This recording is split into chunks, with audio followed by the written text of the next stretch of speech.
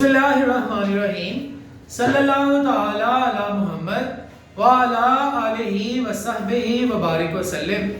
Students, हमने final account का topic start किया है और आज की उसका दूसरा लेक्चर है। पहले लेक्चर को अच्छे से सुनेंगे तो दूसरे लेक्चर में बहुत सारी चीजें, क्योंकि पहले लेक्चर वाली इस्तेमाल हो रही है, जिनको टाइम की कमी की वजह से रिपीट नहीं किया जाएगा, तो आप पहले उसको अच्छे से देखें, उसके बाद आप इस लेक्चर को पढ़ेंगे तो आपकी अच्छी जो है वो इंशाल्लाह अंडरस्टैंडिंग जो है वो बनेगी। इस क्वेश्चन को हमने करने के लिए, इस चैप्टर को स्टार्ट करने के लिए जिस क्वेश्चन को चूज किया है वो चैप्टर नंबर 10 का क्वेश्चन नंबर 8 है, एम आरएफ और सुहेल अफजल की बुक से बीकॉम पार्ट 1। स्टूडेंट्स, इस क्वेश्चन को चूज करने की वजह यह है, इससे पहले वाले इसलिए नहीं लिए क्योंकि आमतौर पे जो पेपर में उसने क्वेश्चन हमसे पूछना है वो चैप्टर नंबर 10 में से नहीं पूछना, उसने पूछना है चैप्टर नंबर 11 में से, जिसमें फाइनल अकाउंट को विद एडजस्टमेंट जो है वो किया जाता है। तो हमने क्योंकि अभी उस टॉपिक की तरफ जाना है, उस चैप्टर की तरफ जाना है जो पेपर के पॉइंट ऑफ व्यू से अहम है, लेकिन पेपर के क्वेश्चन को अच्छे से अटेम्प्ट वही कर सकेगा जो इसकी बेसिक्स को सीख सकेगा। और इसकी बेसिक्स में इसका इंट्रोडक्शन है जो लेक्चर नंबर 1 है, और उसका फिर ये दूसरा लेक्चर। अगर हमने मुनासिब समझा तो एक और क्वेश्चन इसका बिल्कुल सिंपल वाला सॉल्व करेंगे, फिर अपने उस चैप्टर की तरफ जाएंगे जो पेपर के लिए अहम है।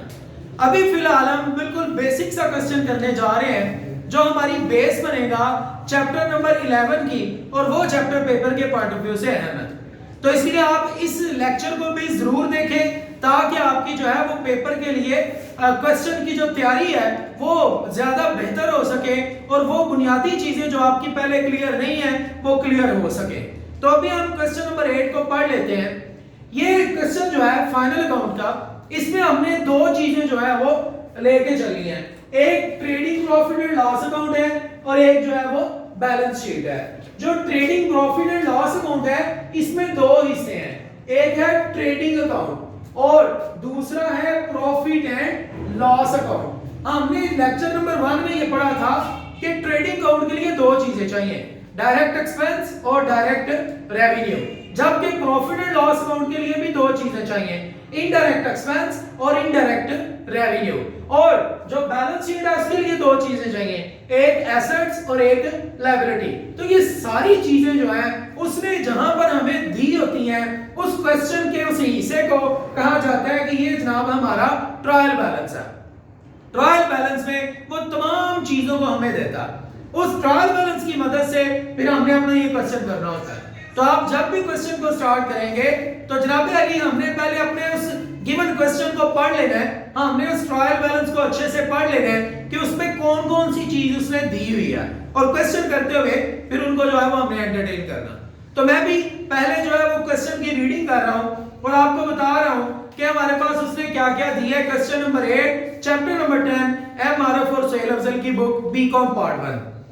Cash at bank, current asset, machinery fix asset, building fix asset, debtor current asset, trade expense, direct indirect expense. अब सर ये कैसे पता चल रहा है ये इनडायरेक्ट है ये डायरेक्ट है, उसके लिए लेक्चर नंबर 1 को देखें तब आपको समझ आएगी। उसके बाद जी rent and rates, indirect expense, import duty, direct expense, drawing capital में से माइनस होती है, electric charges, indirect expense, return inward. Return inward दूसरा नाम है सेल रिटर्न का, सेल में से माइनस होगी। रिटर्न आउटवर्ड ये दूसरा नाम है परचेज रिटर्न का, ये परचेज में से माइनस होगी। उसके बाद जनाब सैलरीज इनडायरेक्ट एक्सपेंस, डिस्काउंट लो indirect expense, opening stock direct expense, capital fix liability. उसके बाद जनाब bill payable current liability, sale direct revenue, purchase direct expense, wages direct expense, cash in hand current asset, और creditor जो है ये current liability है। मैंने सारी चीजें लिख दी हैं, कौन सी चीज क्या है वो मैंने बताई है जनाब। उसके बाद एक चीज और उसने दी हुई है, क्लोजिंग स्टॉक। मैंने ये आपको बताया था, या अगर नहीं था बताया तो भी आप सुन लें कि जो क्लोजिंग स्टॉक है अगर उसने वो हमें सवाल के बिल्कुल एंड पे ट्रायल बैलेंस के बाहर दिया हो तो उसकी दो ट्रीटमेंट होती हैं, क्योंकि वो एडजस्टमेंट होती है। एडजस्टमेंट की हमेशा दो ट्रीटमेंट हुआ करेगी। ये जो इब्तदाई हमारे 2-3 सवाल होंगे। इसमें सिर्फ क्लोजिंग स्टॉक जो है वो एडजस्टमेंट के तौर पे आएगा और उसको दो जगहों पे ट्रीट किया जाएगा। इसके बाद जितने भी क्वेश्चन आएंगे उनमें एडजस्टमेंट ज्यादा होगी। सो आप जो है वो बिल्कुल जीरो से, इसलिए हमने यहां से पढ़ना स्टार्ट किया है कि हमारी अंडरस्टैंडिंग अच्छी हो सके, वरना पेपर में तो चैप्टर नंबर 11 में से सवाल आ रहे हैं और चैप्टर 11 उसको आएगा जिसको 10 वाला आएगा। तो जनाब क्लोजिंग स्टॉक जो है ये उसने दिया है ट्रायल बैलेंस के बाहर दो जगहों पर लिखा जाएगा, एक डायरेक्ट रेवेन्यू के तौर पे लिखा जाएगा और एक जनाब ये हमारा करंट एसेट के तौर पे लिखा जाएगा। किस तरह से इसको लिखेंगे देखते हैं, क्वेश्चन साथ साथ करते हैं। तो जनाब अगर आपको कोई चीज यहाँ पर लिखी अच्छे से जो है वो समझ ना आ रही हो कि लिखा क्या है, तो फिर आप आवाज से महसूस जरूर रखिएगा कि भाई ने बोला क्या है, ताकि आपको अच्छे से वो समझ आ सके कि लिखा क्या हुआ है। और अगर व्हाइट बोर्ड में लिखते हुए कोई चीज कैमरा से बाहर चली जाए तो उसको भी एडवांस में मैं आपसे एक्सक्यूज करता हूं, ताकि आप जो है वो ये ना समझें कि ये क्या हो गया। भाई हम बिल्कुल आप लोगों के लिए अपने वो जो सोर्सेज हैं उनके अंदर रहते हुए आपको एंटरटेन कर रहे हैं। सो कि आप लोग जो है वो इस चीज को सपोर्ट करेंगे। जी बेटा, हमने सबसे पहले शुरू करना है ट्रेडिंग अकाउंट, और ट्रेडिंग अकाउंट में हमें डायरेक्ट एक्सपेंस और डायरेक्ट रेवेन्यू ये दो चीजें जो है वो चाहिए होती हैं। तो हमें डायरेक्ट एक्सपेंस और डायरेक्ट रेवेन्यू चाहिए। मैंने आपको बताया था जब भी हमें डायरेक्ट एक्सपेंसेस लिखने हैं तो सबसे पहले हमेशा जिस चीज को लिखना है वो हमारी है परचेजेस। हमेशा जिस चीज को सबसे पहले लिखना है, सॉरी परचेजेस नहीं, परचेजेस से ऊपर जो है वो ओपनिंग स्टॉक भी है। अगर ओपनिंग स्टॉक हुआ तो उसको सबसे पहले लिखेंगे। सो मैं ये रेज कर रहा हूं, हमेशा सबसे पहले हम ओपनिंग स्टॉक को लिखेंगे। ओपनिंग स्टॉक अगर सवाल में गिवन है तो सबसे पहले, नहीं है तो फिर परचेज जो है वो सबसे पहले आएगा। जी जनाब, हमारे सवाल में ओपनिंग स्टॉक दिया हुआ है, कितना है? 6,60,000। 6,60,000 ये हमारे पास जनाब ओपनिंग स्टॉक हो गया। ये डायरेक्ट एक्सपेंस के तौर पे लिखा गया। अब इसके बाद तमाम डायरेक्ट एक्सपेंस दूसरे भी, और जो दूसरा डायरेक्ट एक्सपेंस हमेशा हमने लिखा करना है वो है हमारे पास परचेजेस। परचेजेस, और अगर परचेज रिटर्न होगा तो वो इसमें से माइनस होगा, और हमने सवाल पढ़ा है, हमारे सवाल के अंदर परचेज रिटर्न मौजूद है, लिहाजा वो यहां से माइनस होगा लेस परचेज रिटर्न के नाम से। जी बेटा, 18,74,000। 18,74,000 और परचेज रिटर्न 4,400। 4,400। तो जनाब जो परचेज रिटर्न है उसको हमारे पास उसने रिटर्न आउटवर्ड के नाम से दिया हुआ है। सो रिटर्न आउटवर्ड परचेज रिटर्न में माइनस होकर लिखा जाएगा। जी बेटा, क्या जवाब आ गया? 18,69,600। 18,69,600 ये हमारे पास जनाब परचेजेस का आंसर आ गया। ये दो चीजों की तरतीब यही है, होगी तो सबसे पहले, अदरवाइज जब आप कोई भी डायरेक्ट एक्सपेंस लिखें तो ओपनिंग स्टॉक के बाद परचेज रिटर्न है तो वो माइनस करें, नहीं है तो छोड़ दें। आगे चलें जनाब, उसके बाद हमारे तमाम डायरेक्ट एक्सपेंस जो चीजें बनाने और खरीदने के खर्चे हैं। Import duty. Import duty, import duty, duty बेटा कोई भी हो, excise duty, custom duty, octroi duty, import duty, ये हमारी हमेशा डेबिट साइड पे आएगी बतौर डायरेक्ट एक्सपेंस के। 7,600। और इसके बाद वेजेस। वेजेस, चीजें बनाने और खरीदने से जुड़े हुए सारे खर्चे डायरेक्ट होते हैं। तो वेजेस मजदूर को मिलती है चीजें बनाने के मुतालिक 1 लाख। बस ही जी। ये हमारे डायरेक्ट एक्सपेंस मुकम्मल हो गए। अब हमने ट्रेडिंग अकाउंट का दूसरा हिस्सा स्टार्ट करना है, वो है डायरेक्ट रेवेन्यूज। और डायरेक्ट रेवेन्यू की भी जो सबसे पहले हमेशा चीज लिखी जाएगी वो होगा सेल्स, और अगर रिटर्न होगा तो वो माइनस होगा, और हमारे सवाल में रिटर्न दिया भी हुआ है। तो सेल कितनी है भाई? जी सेल्स 2,54,000। 2,54,000। इसमें से हमने माइनस करना है सेल रिटर्न को, कैरी आउटवर्ड रिटर्न इनवर्ड के नाम से 18,000। 18,000। तो अब हमने यहां से माइनस करके जो जवाब निकाला, ऊपर वो 25 लाख था, एक जीरो रहेगा। 25,40,000। जी। जी और उसमें से 18,000 माइनस हो गया 25,22,000 ये हमारे पास जनाब आ गया सेल रिटर्न को माइनस करने के बाद। इसके बाद जो दूसरे नंबर पे यहां हमेशा चीज लिखी जाएगी वो होगी क्लोजिंग स्टॉक। लेकिन क्लोजिंग स्टॉक के लिए कंडीशन है, वो क्या कि अगर क्लोजिंग स्टॉक ट्रायल बैलेंस के बाहर दिया हुआ है एडजस्टमेंट के अंदर तो फिर क्लोजिंग स्टॉक लिखा जाएगा, अदरवाइज क्लोजिंग स्टॉक सिर्फ और सिर्फ एसेट साइड पर लिखा जाएगा। जी बेटा 7,28,400 ये हमारे पास आ गया जी क्लोजिंग स्टॉक। ये हमने तमाम डायरेक्ट एक्सपेंस लिख लिए हैं, ये तमाम डायरेक्ट रेवेन्यूज हैं। अब हमने क्या करना है, देखना है हमारी हैवियर साइड कौन सी है, बड़ी साइड कौन सी है। जो बड़ी साइड होगी उसको दोनों तरफ लिखेंगे, ये बड़ी है 32 लाख 32 लाख 50,400 जी 50,400 50,400 32 लाख 50,400। इसमें से ये सारे एक्सपेंसेस को माइनस कर दें, जो हमारे पास जवाब आएगा उसको हम बोलेंगे ये हमारा ग्रॉस प्रॉफिट कैरी डाउन है। बोले 6,13,200 ये जनाब हमारे पास जो है वो ग्रॉस प्रॉफिट आ गया। ये ग्रॉस प्रॉफिट क्या है, ये जब नेट प्रॉफिट निकलेगा तब इसके ऊपर बात करेंगे। तो जनाब अब जो है वो हम आगे बढ़ेंगे। ये हमारा ट्रेडिंग अकाउंट मुकम्मल हो चुका है। ट्रेडिंग अकाउंट में हमेशा दो चीजें आती हैं, डायरेक्ट एक्सपेंस और डायरेक्ट रेवेन्यू। डायरेक्ट एक्सपेंस लिखते हुए जो तरतीब आपको बताई है वो बेटा आपने ज़हन में रखनी है। सबसे पहले ओपनिंग स्टॉक और दूसरे नंबर पे परचेजेस, और यहां पर जो तरतीब आपको बताई है वो है सबसे पहले सेल और फिर क्लोजिंग स्टॉक।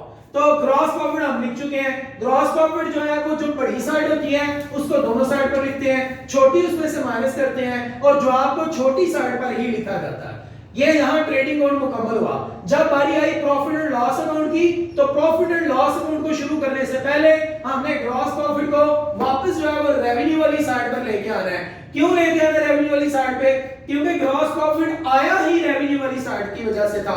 रेवेन्यू साइड बड़ी थी तो ग्रॉस प्रॉफिट आया, अगर एक्सपेंस बड़ी होती तो नुकसान हो जाता। तो ये क्योंकि रेवेन्यू वाली साइड की वजह से ग्रॉस प्रॉफिट आया, सो इसलिए हमने ग्रॉस प्रॉफिट को जो है वो दोबारा से क्रेडिट साइड पर रेवेन्यू वाली साइड पर लिखा है, क्योंकि ये हमें है ही हमारा क्रेडिट बैलेंस। दैट्स व्हाई हम इसे वापस इधर ले आए हैं। अब जो है वो बात शुरू हो गई है प्रॉफिट एंड लॉस अकाउंट की। और प्रॉफिट एंड लॉस अकाउंट के लिए आपको दो चीजें चाहिए, एक इनडायरेक्ट एक्सपेंस चाहिए और जनाब एक हमारा इनडायरेक्ट रेवेन्यू चाहिए। ये इनडायरेक्ट एक्सपेंस और रेवेन्यू क्या है हम इसके ऊपर पहली क्लास में बात कर चुके हैं, आप उसको जो है वो अगेन देख सकते हैं। तो जनाब हमने इनडायरेक्ट एक्सपेंस और इनडायरेक्ट रेवेन्यू लिखते हैं। जी बेटा ट्रेड एक्सपेंसेस ट्रेड एक्सपेंस तिजारत का खर्चा, ये हमारा इनडायरेक्ट एक्सपेंस है। 32,000 नेक्स्ट रेंट रेट्स ये भी हमारा इनडायरेक्ट एक्सपेंस है। 1,48,400 1,48,400 नेक्स्ट इलेक्ट्रिसिटी चार्जेस आपने बेटा स्पेलिंग मुकम्मल लिखने हैं जी 34,000 नेक्स्ट सैलरी हमारा इनडायरेक्ट एक्सपेंस है। अमाउंट बचे 44,400 नेक्स्ट डिस्काउंट अलाउ भी हमारा इनडायरेक्ट एक्सपेंस है। डिस्काउंट अलाउ 8,000 और इनडायरेक्ट रेवेन्यू देखें, क्या कोई discount receive, interest receive, commission receive, इस तरह से कोई चीज है नहीं है। तो जनाब अब हम करेंगे टोटल करेंगे। बड़ी साइड जो है वो यही है, बड़ी साइड है जनाब 6,13,200 6,13,200। इसमें से माइनस कर दें ये पांचों चीजों को तो हमारे पास जो जवाब आएगा उसको हम बोलेंगे ये हमारा नेट प्रॉफिट है। नेट प्रॉफिट और ब्रैकेट में लिखा करेंगे ट्रांसफर टू बैलेंस शीट। तो जनाब क्या हमारे पास नेट प्रॉफिट आया 3,46,400 3,46,400 ये हमारे पास जो है वो नेट प्रॉफिट आ गया। अब सुनिएगा जरा, ग्रॉस प्रॉफिट और नेट प्रॉफिट क्या है। बेटा ग्रॉस प्रॉफिट एक ऐसा प्रॉफिट है जिसमें अभी और बहुत सारे खर्चे निकलने वाले बाकी हैं, और इसकी हमेशा मैं एक स्टूडेंट को एग्जांपल दिया करता हूं। जनाब एक शख्स है जो अपने एक उसका काम करता है, सब्जी का फर्ज करें काम करता है, वो मंडी से सब्जी लेके आता है और लाके अपनी दुकान के ऊपर सेल करता है। लेट्स सपोज उसने जनाब मंडी से 50 रुपए किलो के हिसाब से जो है वो आलू खरीदे, और वो खरीद के लाके दुकान के ऊपर सेल कर रहा है 60 रुपए किलो के हिसाब से। उसे उसका कस्टमर कहता है यार तुम तो 10 रुपए मुनाफा कमा रहे हो, इतना ज्यादा मुनाफा। तो अब वो दुकानदार उसको क्या बोलेगा? दुकानदार कहता है जनाब आपको ये फौरन से तो नजर आया कि मैं 50 के लाके तो 60 रुपए के बेच रहा हूं, 10 रुपए मुनाफा कमा रहा हूं। आप जरा अंदर की कहानी भी सुने। अंदर की कहानी वो क्या सुनाएगा? कहेगा जनाब मंडी से जब लेके आता हूं तो मेरा ट्रांसपोर्टेशन का खर्चा आता है 1 रुपया, फर्ज करो 1 केजी का खर्चा है। फिर उसके बाद मैं जब दुकान पे आता हूं, दुकान पे लाके मैंने सेल करना है, मेरी दुकान की बिजली का बिल है, मेरी दुकान का किराया है, वो भी मेरा जो है वो खर्चा है। फर्ज कर लो पर केजी 2 रुपए के हिसाब से खर्चा है, 3 रुपए खर्चा हो गया। फिर उसके बाद वो कहता है मैं तुम्हें शॉपिंग बैग देता हूं और साथ में तुम धनिया या सब्ज मिर्चें भी मानते हो, तो वो भी मेरी फ्री नहीं आती। शॉपिंग बैग और वो धनिया या सब्ज मिर्चें वो भी जो है वो मेरा एक्सपेंस है, 1 रुपया उसका कर लो, तो टोटल कितना खर्चा हो गया? वो कहता है 4 रुपए। तो कहता है अब बताओ मैंने तुमसे कितने कमाए? तो वो उसको जवाब देता है 6 रुपए। तो जनाब पहले उसने कहा था तुम 10 रुपए कमा रहे हो, वो 10 रुपए ग्रॉस प्रॉफिट है, और जब उसमें से चीजें बेचने के ऊपर आने वाले बाकी खर्चों को भी माइनस किया, ट्रांसपोर्ट, रेंट, उसका शॉपिंग बैग का, उसके वो बाकी सारे अखराजात, तो जब वो माइनस किया तो बाकी जो हमारे पास नेट प्रॉफिट बचा दैट इज 6 रुपीज, और उसको हमने कहा कि वो नेट प्रॉफिट है, खालिस प्रॉफिट। ग्रॉस प्रॉफिट खालिस नहीं होता, उसमें अभी कुछ खर्चे मजीद निकालने होते हैं, और नेट प्रॉफिट वो प्रॉफिट होता है जिसमें से तमाम खर्चे जो है वो निकल चुके होते हैं। उम्मीद है कि इस सादा सी एग्जांपल के साथ आपको ग्रॉस प्रॉफिट और नेट प्रॉफिट का फर्क जो है वो पता चल चुका होगा। अब जो है वो हमने बैलेंस शीट स्टार्ट करनी है। यहां पर एक छोटा सा पॉइंट आपसे शेयर करता चलो, जब हम बनाते हैं ये trading profit and loss account, तो यहां पर हमने जब डेट लिखनी होती है तो हम डेट के साथ लिखते हैं फॉर द ईयर एंडेड, जबकि जब हम बनाते हैं बैलेंस शीट तो उसके लिए लिखते हैं एज ऑन। क्यों? क्योंकि trading profit and loss account ये बिजनेस का रिजल्ट बताता है, और रिजल्ट का पता सेशन एंड पे चलता है, साल के आखिर में चलता है, इसलिए इसके साथ लिखते हैं फॉर द ईयर एंडेड। जबकि बैलेंस शीट जो है वो बिजनेस की पोजीशन बताती है कि बिजनेस स्ट्रांग है या वीक है, और पोजीशन को आप किसी भी टाइम चेक कर सकते हैं, इसलिए उसके साथ हमेशा लिखा जाता है एज ऑन। तो जनाब अब हमने एसेट्स ले रहे हैं। एसेट दो तरह के होते हैं, एक होते हैं करंट एसेट, एक होते हैं फिक्स एसेट। करंट एसेट वो तमाम एसेट हैं जो या तो कैश हैं या कैश के करीब तरीन है या फौरन से कैश में बदले जा सकते हैं। ऐसे तमाम एसेट जिनका फायदा 1 साल के अंदर अंदर हम ले सकते हो वो करंट एसेट होते हैं, और ऐसे तमाम एसेट्स जिनका फायदा लंबे अरसे तक हम ले उन तमाम एसेट को फिक्स एसेट्स कहते हैं। तो जनाब हमने अब यहाँ पर करंट एसेट और फिक्स एसेट्स जो है वो अपने लिखते हैं। तो देखते हैं हमारे पास कौन कौन सा जो है वो करंट एसेट है। करंट एसेट मैंने आपको बोला है या तो ये कैश है या कैश के करीब तरीन है या फिर कैश में फौरन से बदली जाने वाली चीज है, वो करंट एसेट है जो 1 साल से कम अरसे तक आपको फायदा देते हो, वो है आपके करंट एसेट। वो कौन कौन से हैं जनाब? डेटर से पहले आप लिखे कैश है हमारे पास, कैश इन हैंड जी cash in hand 72,000। Cash at bank है जी, कैश एट बैंक जी 1,20,000। उसके बाद आप लिख सकते हैं डेटर।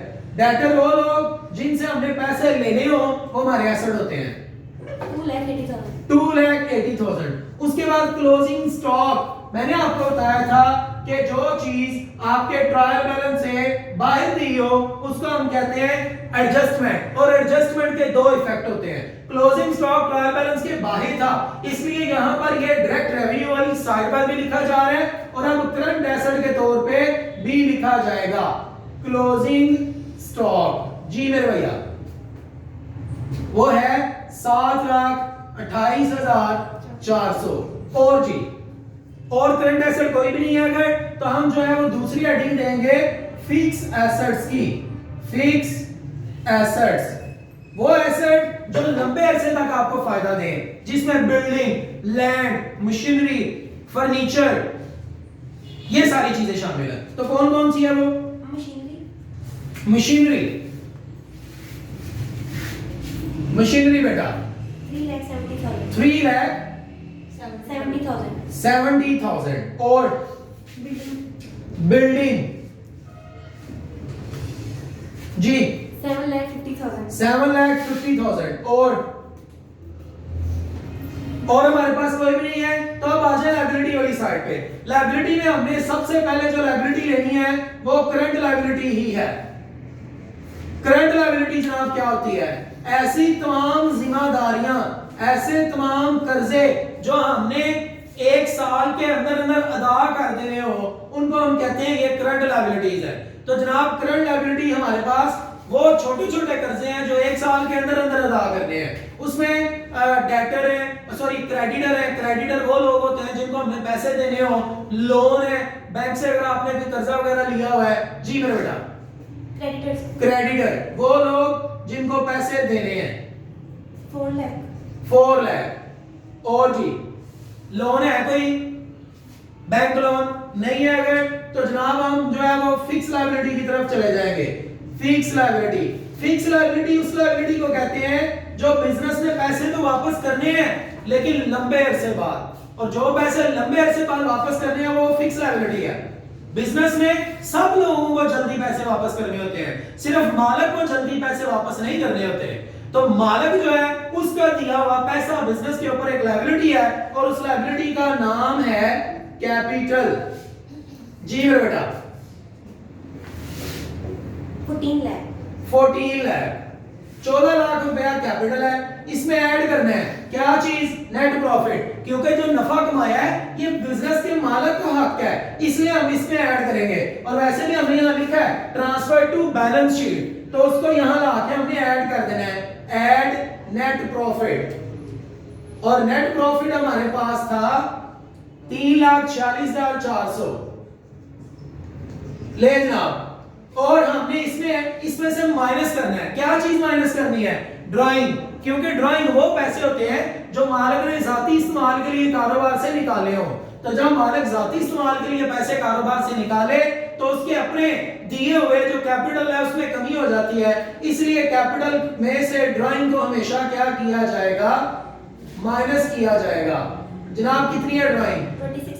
26,000। अब जो है वो आप इन सब का आंसर मुझे बता दें तो क्या आंसर आता है? 17 लाख 20,400। लो मेरा बेटा, अब जो है वो आप दोनों साइड को टोटल करो, आपकी दोनों साइड जो है वो बराबर आएंगी। करंट लायबिलिटी में बिल्स पेएबल है। करंट लायबिलिटी में बिल पेएबल भाई मिसिंग था, उसको भी लिख लें, बिल्स पेएबल।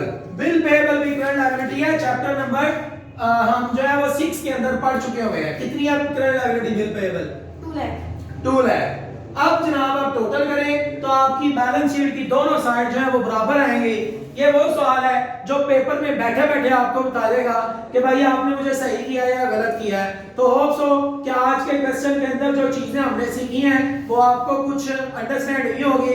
कैलकुलेशन का थोड़ा प्रोसेस स्लो था, उम्मीद है कि आप उसको बर्दाश्त करेंगे और नेक्स्ट टाइम जो है वो हम कोशिश करेंगे कि हम कैलकुलेशन अपने पास पहले ही रख लें ताकि इस क्वेश्चन को जो है वो जल्दी से जल्दी वाइंड अप किया जा सके और थोड़े टाइम में जो है वो हम ज्यादा सीख सकें। इसका जवाब आपके जिम्मे है, वो आपके ऊपर लायबिलिटी है जो आपने पूरी करनी है और आपने उसको खुद से लिखना है। जवाब है क्या वो अगर आप सुनना चाहते हैं तो जनाब वो आप सुन लें।